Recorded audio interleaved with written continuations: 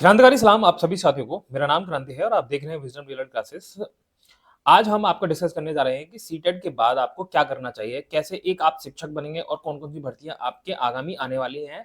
और जो बच्चे अपने आप को थोड़ा डाउट फील कर रहे हैं कि हम सीटेट में पास होंगे कि नहीं होंगे, उनके लिए क्या करना चाहिए, उसके बारे में हम ये डिस्कस करने जा रहे हैं। बहुत ही छोटी-सी वीडियो है जिसमें हम आपको पूरा ओवरव्यू देंगे कि सीटेट के बाद आपको क्या करना चाहिए। आप सभी को पता होगा कि जो सीटेट में पासिंग मार्क्स होते हैं, वो आपके 150 में से 90 होते हैं जनरल वालों के लिए। अगर आपके 90 या 90 से प्लस आ रहे हैं तो आप पास कहलाएंगे। और आप किसी कैटेगरी से बिलोंग करते हैं, चाहे एससी, एसटी, ओबीसी या ईडब्ल्यूएस से हो, तो आपको 82 मार्क्स लाना कंपलसरी होता है। और अगर आप किसी अदर स्टेट में, अगर जैसे आप यूपी के हैं, तो अगर यूपी में आपके 82 मार्क्स वैलिड होंगे, यहीं आप बिहार के या फिर दिल्ली में या फिर कहीं और होंगे, तो जो स्टेट होते हैं अदर, उसमें आपके 82 मार्क्स वैलिड नहीं होंगे। वहां पे आपको जनरल ही काउंट किया जाएगा, वहां पे आपको 90 ही मार्क्स लाने होंगे। चलिए, आपको समझ में आ गया। अब हम डिस्कस करते हैं कि आपको सीटेट के बाद क्या-क्या चीज करने चाहिए। अब देखो, आप सीटेट के बाद कौन-कौन सी शिक्षक भर्तियों के लिए एलिजिबल होते हैं। आप पेपर 1 और पेपर 2 दे के आए होंगे, उसके बाद आपकी प्राइवेट जॉब, ये 3 आपके पास ऑप्शन खुलते हैं।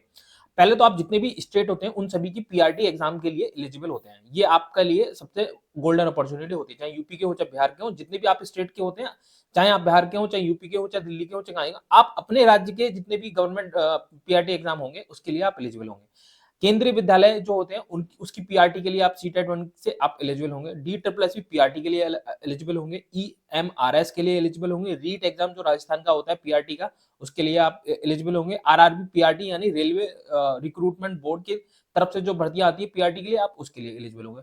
और अन्य जितनी भी जो अदर वैकेंसीज होती है, चाहे आप हरियाणा का ले लीजिए या फिर आप उसका ले लीजिए, वहां के लिए आप अपने हिसाब से एलिजिबल होंगे ही होंगे। ठीक, सीटेट 1 के बाद में हरियाणा में आपका उनका अपना खुद का चलता है। जैसे चंडीगढ़ में आपका सीटेट चलता है। ठीक है, वैसे यूपी में सीटेट चलता है, बिहार में सीटेट चलता है। कुछ राज्य हैं जहाँ पे उनका अपना विशेष एग्जाम जो होता है, हरियाणा टेट बोलते हैं जिसे, वही एलिजिबल होता है। अब पेपर 2 की बात करें, पेपर 2 में आप टीजीटी पीजीटी के लिए एलिजिबल होते हैं। आप बीपीएससी टीआरई 4 जो आने वाला है, उसके लिए एलिजिबल होंगे, कक्षा 6 से 8 के लिए और 9 से 10 के लिए।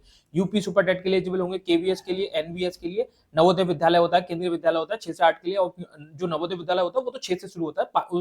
पीआरटी के लिए तो उसमें कोई जगह है ही नहीं। इसके लिए आप सीटेट 2 में भी एलिजिबल होते हैं। अब उसके बाद में आप पीआरटी, जो आपका जो प्राइवेट जॉब होती है, आप सभी को पता होगा कि हमारी जो केंद्र सरकार है, उन्होंने गाइडलाइन जारी की हुई है कि जो भी बच्चा सीटेट या सीटेट 2 क्वालिफाइड नहीं है, वो प्राइवेट स्कूल में पढ़ा नहीं सकता है। तो आप अगर एलिजिबल हो जाएंगे, तो आप अपना सर्टिफिकेट ले जाके सबमिट करेंगे, तो वहां पे भी आप एलिजिबल रहेंगे। लेकिन प्राइवेट जॉब का आपको पता ही है कि क्या हाल है। तो मैं यही सजेस्ट करूंगा कि आप यहाँ पे ट्यूशंस को पढ़ाइए, साथ में ट्यूशंस के साथ में आप अपनी प्राइवेट जॉब को अपनी प्रिपरेशन को चालू करिए। आप ये ऑल्टरनेट ले सकते हैं। मुझे लगता है कि आप प्राइवेट जॉब के कंपेरिजन में ट्यूशन प्लस प्रिपरेशन को लेके चलेंगे, तो आपका गवर्नमेंट जॉब है उसमें सिलेक्शन होने का ज्यादा चांस रहता है। लेकिन आप प्राइवेट स्कूल में पढ़ाएंगे, तो आपको वहां पर काम आपसे ज्यादा लिया जाएगा, लेकिन आपका ये ओवरऑल आपका जो पर्सनैलिटी डेवलपमेंट है वहां पर अच्छा हो पाएगा रादर देन ट्यूशन। तो आपके पास दोनों ऑप्शन है, दोनों के लिए प्रिपेयर कर सकते हैं, जब तक आपकी कोई गवर्नमेंट जॉब नहीं लग रही है। उम्मीद करता हूँ आपको ये छोटी सी वीडियो समझ में आई होगी। अगर आपको कोई भी डाउट है तो नीचे कमेंट सेक्शन में आके मुझे बताइए। मैं आपका डाउट जो है कंसिडर करते हुए टेलीग्राम ग्रुप हमारा ज्वाइन करिए, उसमें आपको रिप्लाई मिलेगा। उम्मीद करता हूँ समझ में आई होगी ये वीडियो। और आपको मेरा नाम पता नहीं है तो अभी तक तो मेरा नाम क्रांति है, और इस चैनल को सब्सक्राइब नहीं किया तो कृपया करके हाथ जोड़ के विनती है आप सभी से कि इस चैनल को सब्सक्राइब कर लीजिए। नीचे टेलीग्राम चैनल की लिंक दे रखी है।